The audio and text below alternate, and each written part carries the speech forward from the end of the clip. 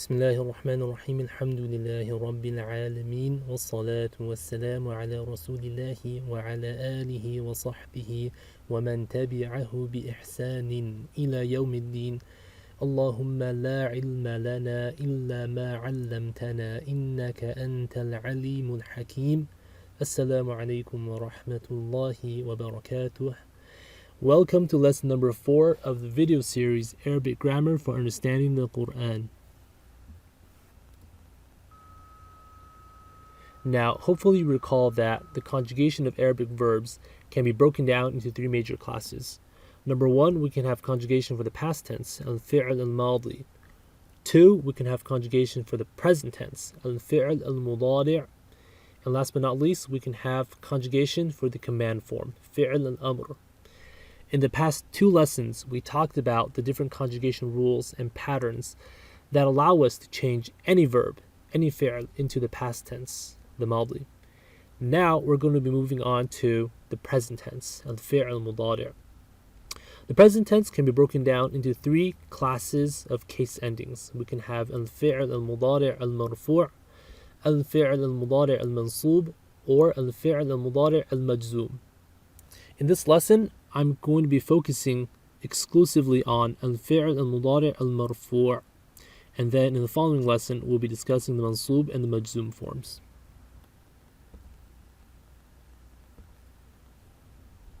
Here are the contents for today's lesson.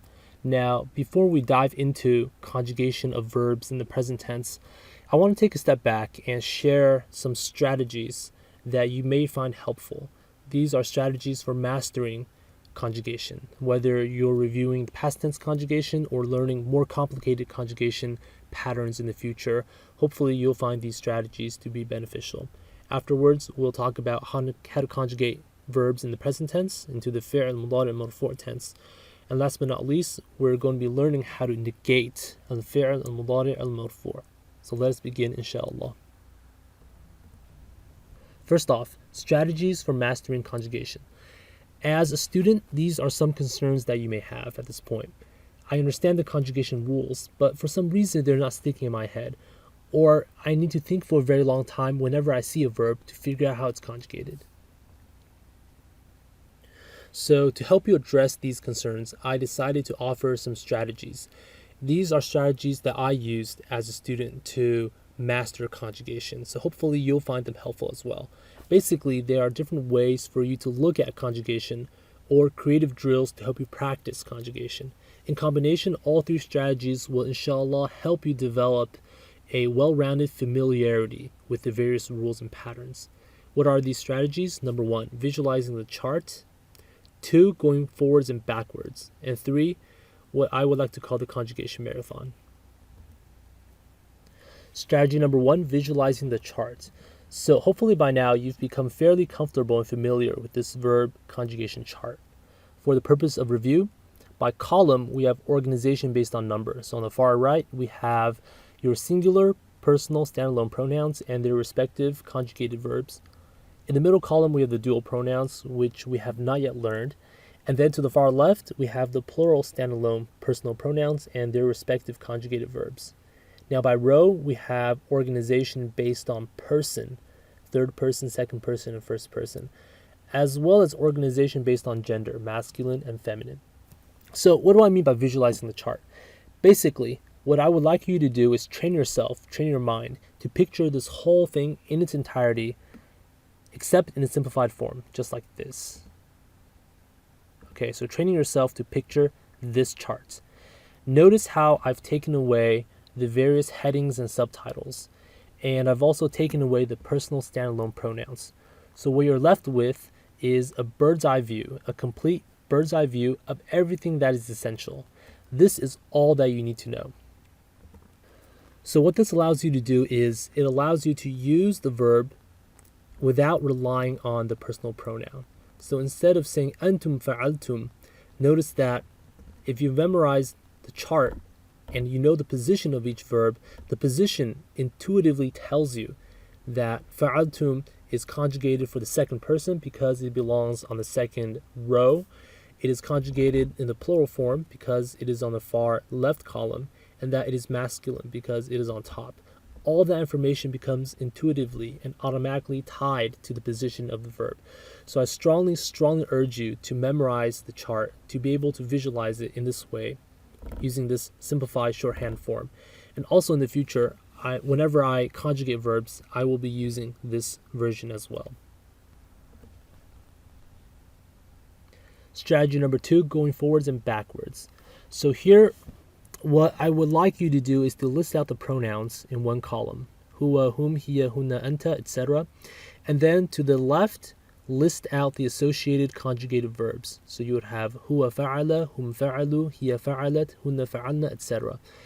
Going forwards is basically training yourself to go from the pronoun to the verb. So you would take a piece of paper and cover up the left column, and then try to predict the verb. So then you would move this paper down as you proceed. Going backwards is simply covering up the pronoun and training yourself to go from the verb to the pronoun. So training yourself to predict the pronoun when you see fa'alta, train yourself to know that this belongs to anta. Fa'altunna belongs to antunna, etc. Finally, we have strategy number 3, the conjugation marathon. In other words, practice. So there actually is no shortcut to mastering conjugation. If you want to master it, you need to practice. You need to drill the conjugation rules and patterns into your mind by doing lots and lots of conjugation. There's no shortcut around it, trust me. So I would urge you to go to this site over here and to open up this PDF document, which contains the most common verbs that appear in the Quran. And I want you to take 5 verbs a day, just 5 verbs, and just focus on the far right column because we haven't learned the other forms yet. Take these verbs and conjugate 5 a day for each person. Draw out the entire chart, just like this over here. Do this for each of the 5 verbs. And I guarantee you, within a week, you will know conjugation like the back of your hand, inshallah. Now, on to topic number 2, the main topic for today's lesson. How to conjugate verbs in the present tense. Al-fi'l al-muDaari'. So, to introduce al-fi'l al-muDaari', there are 3 types. 3 types of cases or case endings for al-fi'l al-muDaari'. And they are the marfoo', mansoob, and majzoom cases. Marfoo', mansoob, and majzoom. The marfoo' case is the default case. This is basically the case that we use when there's nothing else special going on. So there are no other special circumstances or factors in the sentence. That means we would use al-fi'l al-muDaari' al-marfoo'. As for the other 2, they are used only when special factors are present. Special factors that require us to use the mansoob case are called nawasib, singular nasib. And special factors that require us to use the majzoom case are called jawazim, singular jazim. And we'll be talking about the mansoob and the majzoom and their respective nawasib and jawazim in the next lesson, inshallah. For this lesson, we'll be focusing on the marfoo' case, the default case.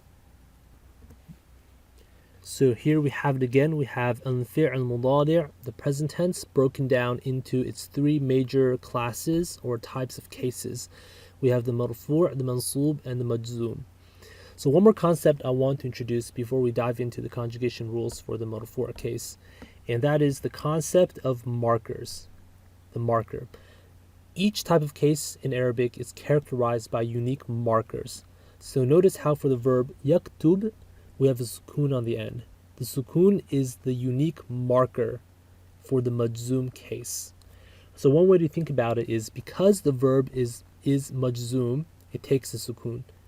Another second way to look at it is the sukoon on the end of the verb tells us that it is in the majzoom case. Both ways of looking at it are valid.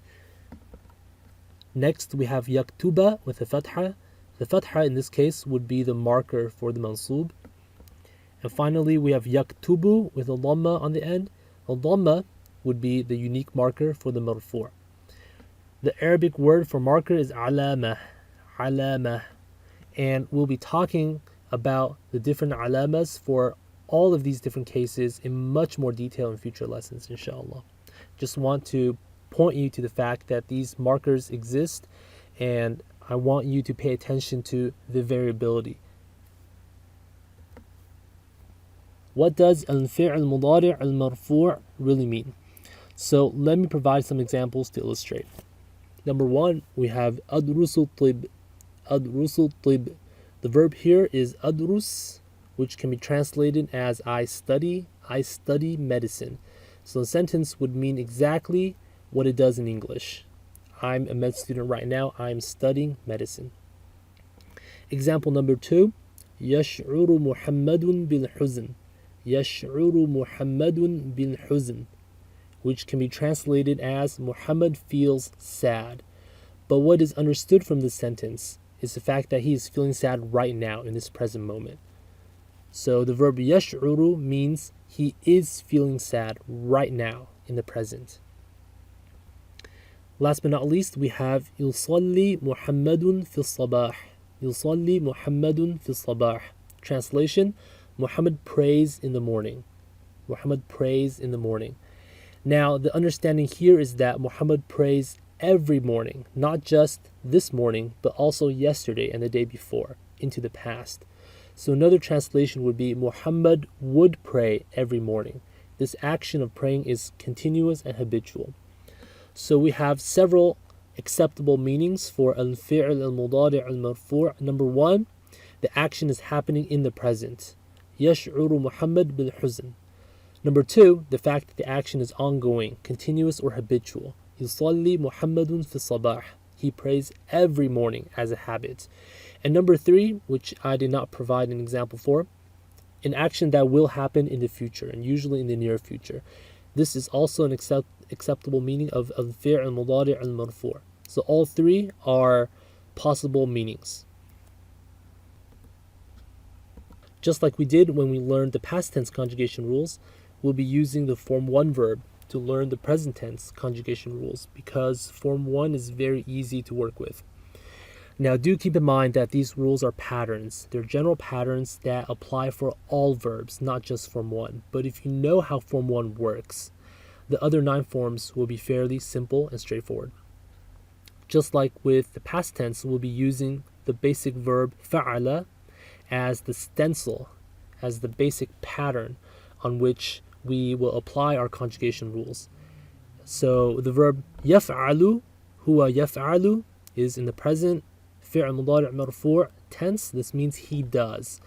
And just like with the past tense verb, we can have a different middle vowel. So we can have yaf'alu with a fatha, or yaf'ulu with a dhamma, or yaf'ilu with a kasra.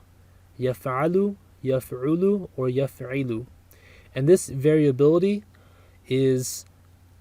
cannot be predicted. So whether the middle vowel is a kasra, a dhamma, or a fatha depends on the verb itself. It's inherent to the verb and must be memorized. Beginning with the singular pronouns, we have on the top huwa and the 3 different middle vowel variations, yaf'alu, yaf'ulu, or yaf'ilu. Hiya, which means she, is conjugated as taf'alu, or taf'ulu, or taf'ilu. Notice how we changed. We've swapped out the ya for a ta, taf'alu. Anta, which means you masculine, is taf'alu, just like it is with hiya. Exact same. Taf'alu, or taf'ulu, or taf'ilu. And then we have anti, which means you, singular, feminine, a little more complicated, taf'alina, taf'alina, or taf'ulina, taf'ulina, or taf'ilina, taf'ilina.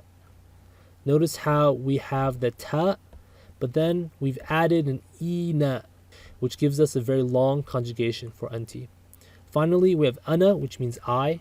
Ana af'alu, ana af'ulu, or ana af'ilu, for all 3 different middle vowels. Now, I want you to memorize just this column right here, just this column. So you can ignore the other 2 because, again, these are just variations on the middle vowel, which can be adjusted for. just memorize this column right here. And notice I've highlighted the modifications in red. So we have yaf'alu for huwa, there's a ya in the front. Hiya, anta, and anti all have a ta in the front. And the ana has a hamza, ana af'alu. And notice how we have the lam with a dhamma for huwa, hiya, anta, and ana. Yaf'alu, taf'alu, taf'alu, af'alu. And then for anti, we have a longer form, taf'alina. So please repeat and memorize this. Huwa yaf'alu, hiya taf'alu, anta taf'alu, anti taf'alina, ana af'alu. Just like that. Repeat and memorize. Let us now take a look at some examples. So I've provided a representative verb to be an example for each of the different types of middle vowels that you encounter, the fatha, the dhamma, and the kasra. So for the first verb, huwa yadhhabu, huwa yadhhabu. Dhahaba yadhhab means to go. So huwa yadhhabu means he goes. Notice the fatha on top of the ha. Verb number 2, huwa yaktubu, huwa yaktubu, which means he writes, he writes. Notice the dhamma as the middle vowel. And then finally, the last verb is huwa yaqsidu, huwa yaqsidu. Notice the kasra underneath the sad. So as we run through the conjugations for each of the singular pronouns, I want you to pay attention to the fact that this middle vowel, the ha with the fatha, ta with the dhamma, and the sad with the kasra, this middle vowel is preserved all the way down. It's not going to change because it's an essential, inherent characteristic of the verb itself. So let's start. Hiya tadhhabu, anta tadhhabu, anti tadhhabina, ana adhhabu. For the verb kataba yaktubu, hiya taktubu, anta taktubu, anti taktubina, ana aktubu. And then for the final verb, huwa yaqsidu, hiya taqsidu, anta taqsidu, anti taqsidina, ana aqsidu. Moving on to the rules for the plural pronouns, we have on the very top hum, which means they, masculine, hunna, they, feminine, antum, you all, masculine, antunna, you all, feminine, and nahnu, which means we. So again, each of these three columns represent the three different middle vowels that you can get on top of the middle root letter. Huwa yaf'alu, hum yaf'aluna, hum yaf'aluna. Notice how we've added una to the end, yaf'aluna. Huwa yaf'ulu, hum yaf'uluna. Huwa yaf'ilu, hum yaf'iluna. Hunna, we have hunna yaf'alna, hunna yaf'ulna, and hunna yaf'ilna, yaf'ilna. We've shortened, we've added a sukoon onto the lam, and we've added a noon with fatha afterwards. Antum taf'aluna, antum taf'aluna, antum taf'uluna, antum taf'uluna, and antum taf'iluna, antum taf'iluna. We've changed the ya into a ta, so that's how you convert from the hum to the antum. We're switching the ya out for a ta, taf'aluna. Next we have antunna, antunna taf'alna, antunna taf'ulna, and antunna taf'ilna. Notice how this is very similar to hunna, so the feminine plural forms are very similar, yaf'alna and taf'alna. We're switching out the ya for the ta. And lastly, for nahnu, which means we, nahnu naf'alu, nahnu naf'ulu, and nahnu naf'ilu.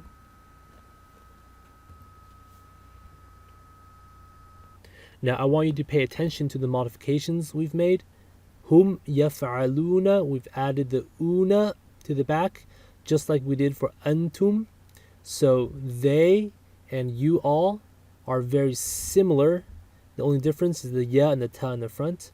Hunna and antunna are very similar, except for the ya and the ta in the front. And nahnu, naf'al. The noon corresponds to the noon in nahnu. Please repeat and memorize these verbs. Hum yaf'aluna, hunna yaf'alna, antum taf'aluna, antunna taf'alna, nahnu naf'al. Just like you would do for the singular pronouns. On to some examples. We'll be using the same verbs. Yadhabu, yaktubu, and yaqsidu. So for whom, remember we've added una to the end. Huwa yadhabu, hum yadhabuna, hum yadhabuna. Hunna yadhabna, antum tadhabuna, antunna tadhabna, nahnu nadhabu. Again, notice the middle vowel, fatha, is the same on top of the ha, all the way through. Verb yaktubu, we have hum yaktubuna, hunna yaktubna, antum taktubuna, antunna taktubna, nahnu naktubu. And then the final verb, yaqsid, hum yaqsiduna, hunna yaqsidna, antum taqsiduna, antunna taqsidna, nahnu naqsidu. So here are the rules that we just learned, summarized in a simplified chart form. I would highly recommend that you write this chart out on a piece of paper. Write it out several times. If you need the personal standalone pronouns, huwa, hiya, anta, anti, write them out. It's not a problem. If you don't, just write the verbs, but write them in the correct positions, like I described earlier under the visualizing the chart strategy. So let me just repeat this very quickly for you. Huwa yaf'alu, hum yaf'aluna, hiya taf'alu, hunna yaf'alna, anta taf'alu, antum taf'aluna, anti taf'alina, antunna taf'alna, ana af'alu, nahnu naf'alu. And again, this verb means to do. So huwa yaf'al means he does. Antum taf'aluna, you all do. Nahnu naf'al, we do. Now, in order to become better, you have to practice. Like I mentioned before, there is no shortcut around it. You have to practice. That is the silver bullet solution. Just to take verbs and conjugate them, fill out the entire chart. But what can make the process a little easier and probably more enjoyable is noticing and appreciating certain patterns that hold true for these verbs. So in the next few slides, I'll be showing some of these general patterns and trends. Observation number 1, note that all present tense verbs, al-fi'l al-muDaari' al-marfoo', or actually all fi'l al-muDaari' for all three cases, all of them begin with hamza, noon, ta, or ya. So notice how we have the ya for most of the third person pronouns except for the hiya. We have a ta in front of every single verb conjugated in the second person. And then we have noon for nahnu, naf'al, and a hamza for ana af'al. So all present tense verbs will begin with one of these letters, hamza, noon, ta, or ya. Now, it's not necessarily true that every verb that begins with one of these letters must be in the present tense. That is not true. You have verbs like akhadha, which means he took, that is in the past tense. That begins with a hamza. But do note that all present tense verbs will begin with one of these letters. Observation number 2. These so-called prefixes match their pronouns, so they're very easy to learn. Basically, ana af'al, there's a hamza in front of both, a and a, ana af'alu, and nahnu naf'alu. So there's a direct correspondence that should help you learn these conjugations. Observation number 3. Okay, I want you to pay attention over here. The masculine second and third person conjugations are very similar. The masculine second and third person. So on the top, we have the third person and second person, masculine. So we're talking about these over here. They are very similar. So to go from huwa to whom, remember all we did was we added una. Huwa yaf'alu, hum yaf'aluna. يفعل يفعلون. Same thing for the second person. أنت تفعل أنتم تفعلون أنتم تفعلون.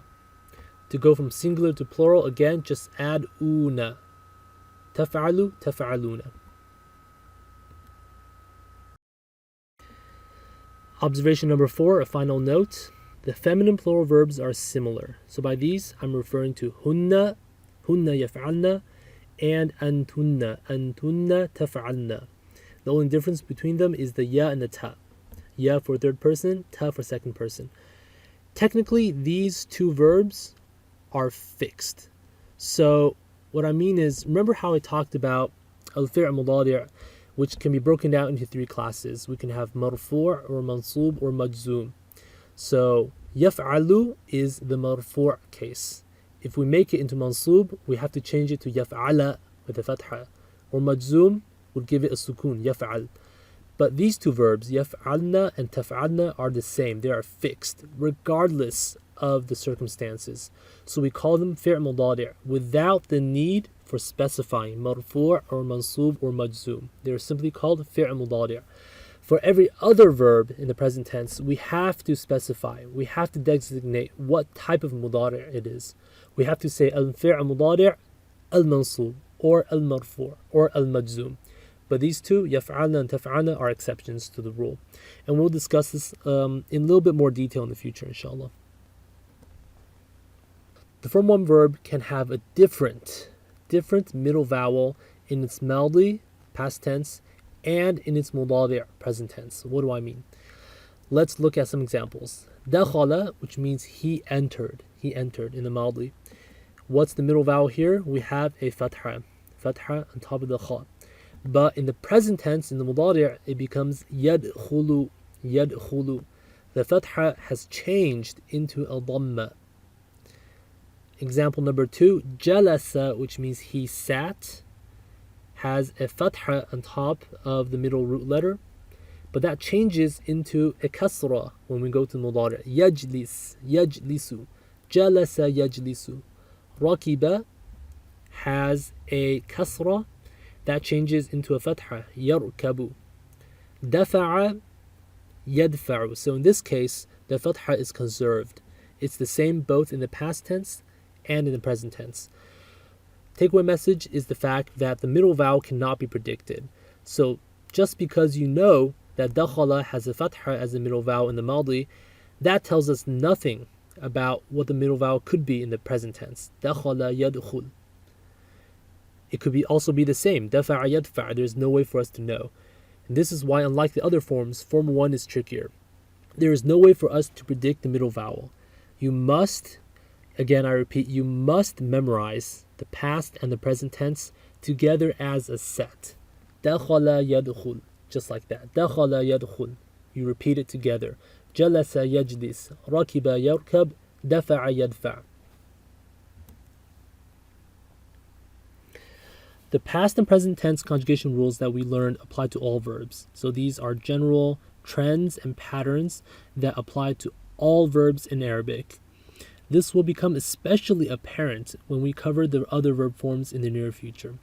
So even though I taught you these rules using the form 1 verb, using fa'ala yaf'alu, remember, and this is the point I have been stressing over and over again, these rules apply to all verbs. Once you've memorized them, you've essentially unlocked conjugation for an infinite number of Arabic verbs that you will ever encounter in your life. Each verb is unique because each verb is unique, but its conjugation or filling its chart is stereotypical because it follows the same rules. All you need is the huwa verb, the huwa form. And then from there you can form all of the other conjugations as needed. So for the past tense, that would be fa'ala. From there you can derive all the other conjugations for the other pronouns using very basic modifications that we've learned previously. And then for the muDaari' marfoo', yaf'alu can give you all the other conjugations with slight modifications. So that is all you need. All you need is fa'ala yaf'alu. That is why we memorize fa'ala yaf'alu. And we don't memorize anything else because those can be formed or derived on the spot. Now, before we move on to examples from the Quran of al-fi'l al-muDaari' al-marfoo', let me do some comprehensive review with you. So we're going to be doing present tense marfoo' conjugation for two verbs that I've selected, just as practice. So the verb here is sami'a, which means to hear. Sami'a actually means he heard. In the present tense, that would be yasma'u. Notice how the middle vowel is different. We have a kasra in the past tense, which becomes a fatha in the present tense. Yasma'u. Yasma'u means he hears. He hears. Yasma'una. Hum yasma'una. They hear. Again, we've added una to the end. That tells you it's plural. Hiya, she hears. Hiya tasma'u. They, female, all feminine, hear. Yasma'na. Yasma'na. You hear. Tasma'u. You all hear. Tasma'una. Have the una ending for the plural designation. Tasma'una. You hear for a singular feminine. Tasma'ina. And you all. Tasma'na. Ana asma'u. Nahnu nasma'u. We hear. Example number 2. Kataba, which means he wrote. In the present tense, it becomes yaktubu. Again, note the change in the middle vowel from fatha to a dhamma. This must be memorized. Yaktubu, which means he writes. They write. We add the una. Yaktubuna. Taktubu, she writes. Yaktubna, they, feminine, write. Taktubu, you write. Taktubuna, you all, masculine, write. Taktubina, you, singular feminine, write. Taktubna, you all write. Feminine. Ana aktubu, I write. Nahnu naktubu, we write. That concludes our comprehensive review of al-fi'l al-muDaari' al-marfoo' conjugation. My final plea to you is, again, please practice. Practice, practice, practice. Take a verb, any verb, and conjugate it. And then write them out using this simplified chart format. You don't need the English. Just write out the conjugations and repeat them out loud to yourself as you're writing them. Yaktubu, yaktubuna, taktubu, yaktubna, etc. And also choose verbs with different middle vowels. Okay, so choose ones with dhamma, choose ones with fatha and kasra as well. You want to be comprehensive. And inshallah, if you practice, you will get better. And it's guaranteed, inshallah. Topic number 3, how to negate al-fi'l al-muDaari' al-marfoo'. To review, we negate al-fi'l al-madi, the past tense verb, by adding ma in the front. So, dhahaba, he went. Ma dhahaba, he didn't go. Now, in order to negate al-fi'l al-muDaari' al-marfoo', we add la in the front. La. La in Arabic generally means no, but here, grammatically, its usage is to negate al-fi'l al-muDaari' al-marfoo'. Examples. يذهب إلى المسجد. يذهب إلى المسجد. He goes to the masjid. To negate the sentence, we add la. لا يذهب إلى المسجد. He doesn't go to the masjid. نفهم الدرس. نفهم الدرس. We understand the lesson. To negate that, لا نفهم الدرس. لا نفهم الدرس. We don't understand the lesson. There are different types of la in Arabic. This is called la al-nafiya. La al-nafiya. La for negation, or la linafi. There's also la for prohibition. La al-nahiya. La al-nahiya, which is for prohibiting, for telling someone not to do something. La tadhab. Don't go to the masjid. And that's a different type of la. And that has its own set of rules, which we will learn in the future too. So remember, to negate al-fi'l al-muDaari', we just add a la in the front of the verb. It's very, very straightforward.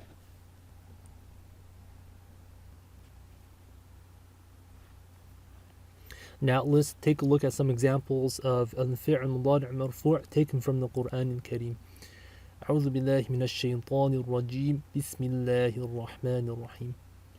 Ayah number 1 from Surah Al-Fatiha. إياك نعبد وإياك نستعين. you alone we worship, and you alone we turn to seeking for help. So the verbs here are na'budu, which is conjugated for nahnu, and nasta'in, conjugated also for nahnu. So nasta'in should actually be nasta'inu with a dhamma on the end if you pronounce the entire verb. But since we're stopping, we stop with the sukun in recitation. Notice how both verbs have a noon at the front for nahnu, and also both verbs end in dhamma. So that tells us something about this noon here. It's not the same noon that we have in taf'aluna or yaf'aluna. This noon has a dhamma on top, not a fatha. So it is actually part of the root letters of the word itself. So this is a form 10 verb, and we'll talk about this in more detail in future lessons. Ayah number 2. لا أعبد ما تعبدون. I do not worship what you worship. So this is an example of a negation. This is لا النافية, لا النافية, negating this verb. لا أعبد, I do not worship. So أعبد conjugated for أنا. Notice the hamza in the front and the dhamma on the end. تعبدون, تعبدون, conjugated for أنتم. تفعلون, or تفعلون, تفعلون with the dhamma as a middle vowel, conjugated for أنتم, what you all worship. Ayah number 3. وَرَأَيْتَ النَّاسَ يَدْخُلُونَ فِي دِينِ اللَّهِ أَفْوَاجًا. And you see people entering into Allah's religion in crowds or multitudes. وَرَأَيْتَ النَّاسَ يَدْخُلُونَ فِي دِينِ اللَّهِ أَفْوَاجًا. So the fi'l muDaari' marfoo' in this ayah is يَدْخُلُونَ يَفْعُلُونَ. Notice the ya in the front and the noon with a fatha in the end. This is conjugated for whom. They enter. قُلْ أَعُوذُ بِرَبِّ الْفَلَقِ. Say, I seek refuge with the Lord of daybreak. So the verb here is أعوذ, conjugated for أنا. Notice the hamza in the front, dhamma on the end. A very similar verse from Surah An-Nas. قُلْ أَعُوذُ بِرَبِّ النَّاسِ. Again we have أعوذ, say I seek refuge with the Lord of people. وَيَسْأَلُونَكَ عَنِ الرُّوحِ. Here we have يَسْأَلُونَكَ يَفْعَلُونَ, يَفْعَلُونَ. You can ignore the kaf for now, that's an attached personal pronoun. But the verb is يَسْأَلُونَ, يَسْأَلُونَ, and they ask you regarding the soul. And they ask you about the soul. So the verb is يَسْأَلُونَ, they ask, conjugated for whom. Next example. قُلْ إِنَّمَا أَدْعُو رَبِّي وَلَا أُشْرِكُ بِهِ أَحَدًا. Say, indeed, I only invoke my Lord, and I do not associate anyone with him. The verb here is أَدْعُو, أَدْعُو, conjugated for أَنَا. وَلَا أُشْرِكُ. This is an example of a negation. We have لا أشرك, I do not associate. Ushrik is conjugated for أنا.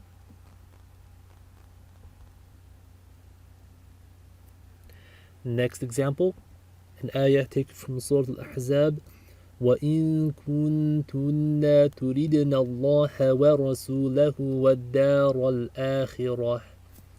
Allah subhanahu wa ta'ala is speaking to the wives of the Prophet sallallahu alaihi wasallam. وَإِن كُنتُنَّ. And but if you desire Allah and His Messenger and the abode of the hereafter.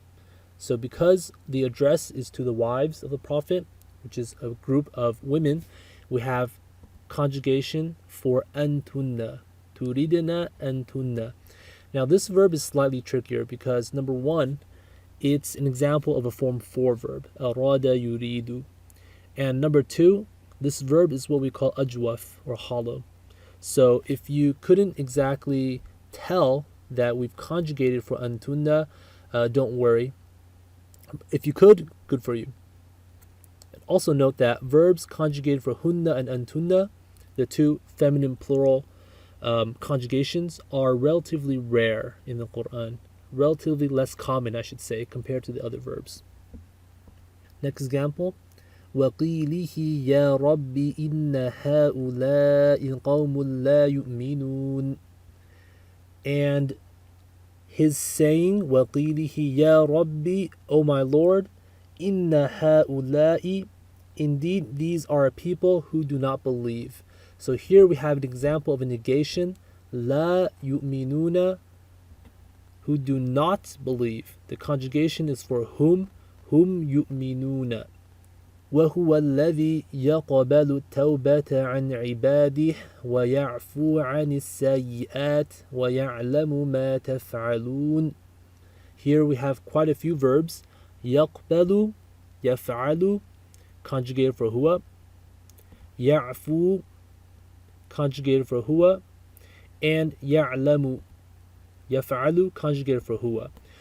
Of course, all three verbs are talking about Allah subhanahu wa ta'ala. وَهُوَ الَّذِي يَقْبَلُ التَّوْبَةَ, and it is He who accepts repentance from His servants.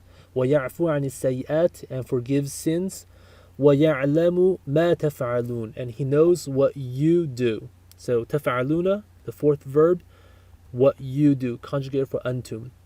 Notice how for يَعْفُو, the ending is a little bit different. Okay, so we have a waw, and then it doesn't look quite the same like the other verbs, and that's because this verb is what we call naqis, or incomplete.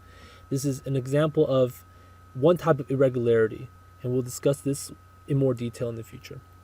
إِنَّ فِي ذَلِكَ لَآيَاتٍ لِقَوْمٍ يَسْمَعُونَ. The verb here is يَسْمَعُونَ, following the pattern يَفْعَلُونَ. So the conjugation is for whom, they hear. Indeed, in this, إِنَّ فِي ذَلِكَ لَآيَاتٍ لِقَوْمٍ يَسْمَعُونَ, indeed in this are signs for a people who hear. And a very similar verse, إِنَّ فِي ذَلِكَ لَآيَاتٍ لِقَوْمٍ يَعْقِلُونَ. The verb is يَعْقِلُونَ, following the pattern يَفْعِلُونَ. And this is of course conjugated for whom. Indeed, in this are signs for a people who exercise their intellect, for a people who use reason to think. Of course, pay attention to the beginnings and ends of the verbs. So notice how we have the ya here, ya, ta for tafa'aluna, ya and a ta. And also pay attention to the endings of the verbs as well. وَيَعْبُدُونَ مِن دُونِ اللَّهِ مَا لَا يَنفَعُهُمْ وَلَا يَضُرُّهُمْ. And they worship besides Allah that which can neither benefit them nor harm them. So the first verb is يَعْبُدُونَ, they worship, following the pattern يَفْعُلُونَ. So this is conjugation for whom, they worship. Besides Allah, what cannot benefit them. لا ينفعهم, this is an example of a negation. ينفع, يفعل, this is conjugation for huwa. And then a very similar construction. ولا يضرهم, negation here. لا يضر, what cannot harm them. So these are conjugations for huwa. Now, why is that the case? What is the huwa here? The huwa is actually referring back to the ma, that. So whatever it is here that they are worshipping. وَيَعْبُدُونَ مِن دُونِ اللَّهِ مَا لَا يَنفَعُهُمْ وَلَا يَضُرُّهُمْ. The conjugation is for the ma. That's why we have huwa in both cases. يَوْمَ تَشْهَدُ عَلَيْهِمْ أَلْسِنَتُهُمْ وَأَيْدِيهِمْ وَأَرْجُلُهُمْ بِمَا كَانُوا يَعْمَلُونَ. We have تَشْهَدُ, يَوْمَ تَشْهَدُ, on the day when their tongues, hands, and feet will testify. Tashhadu means to testify. Testify against them about what they used to do. يَوْمَ تَشْهَدُ. So this is an example of a verb conjugated for hiya. Hiya. Hiya tashhadu, hiya taf'alu. Why is that the case? That's because tongues, hands, and feet, these are considered non-human plurals. So non-human plurals in Arabic are treated like feminine in terms of conjugation. They are given the feminine conjugation, feminine singular. So they're conjugated for hiya. ألسنتهم وأيديهم وأرجلهم تشهد عليهم. And then, of course, we have, I forgot to circle it over here, but we have يعملون, conjugated for whom, يفعلون, what they used to do. يعملون, to do. Next verse, وما تدري نفس ماذا تكسب غدا وما تدري نفس بأي أرض تموت. We have تكسب over here. So the translation of this verse is, no soul knows what it will reap tomorrow. So no soul knows what it will reap tomorrow, and no soul knows in what land it will die. The verb taksib, taksibu, is conjugated for hiya taksibu. That is referring to the nafs, the soul, which is singular feminine in Arabic. Also we have tamut, tamutu, also conjugated as hiya, referring to the soul, in which the soul dies or what the soul acquires. Taksib wa tamut. ولا يحل لهن أن يكتمن ما خلق الله في أرحامهن. Taken from Surah Al-Baqarah, we have, and it is unlawful, ولا يحل, for them to conceal what Allah has created in their wombs. So here we have an example, يكتمن, يفعلن, يكتمن, يفعلن. This is a conjugation for hunna, referring to a group of females. For them, the females, to conceal. ما خلق الله في أرحامهن, what Allah has created in their wombs. From Surah Al-Mumtahina, يا أيها النبي إذا جاءك المؤمنات يبايعنك على ألا يشركن بالله شيئا ولا يسرقن ولا يزنين. So here we have yubayi'naka. The kaf is an attached pronoun, so the verb is yubayi'na. We have la yushrikna. We have wala yasriqna, and then wala yaznina as well. So all four verbs are conjugated for hunna, for a group of females, al-mu'minat, right, the believing women. You have yubayi'na, yushrikna, yasriqna, and yaznina. They all begin with ya, and they all end with that fixed noon. So remember how we discussed the feminine plural verbs, the feminine plural conjugations for the present tense, and how they are not classified as marfoo', mansoob, or majzoom. We simply call them fi' mudari'. So that's the case over here with all four verbs, because they're conjugated for hunna. Last example, تعلم ما في نفسي ولا أعلم ما في نفسك.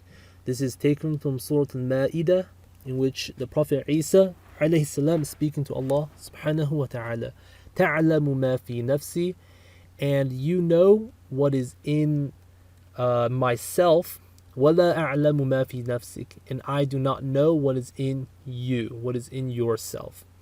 So تعلم, you know. This is taf'alu, on the taf'alu pattern, conjugated for anta, because Isa is addressing Allah. ولا أعلم, an example of a negation, and I do not know.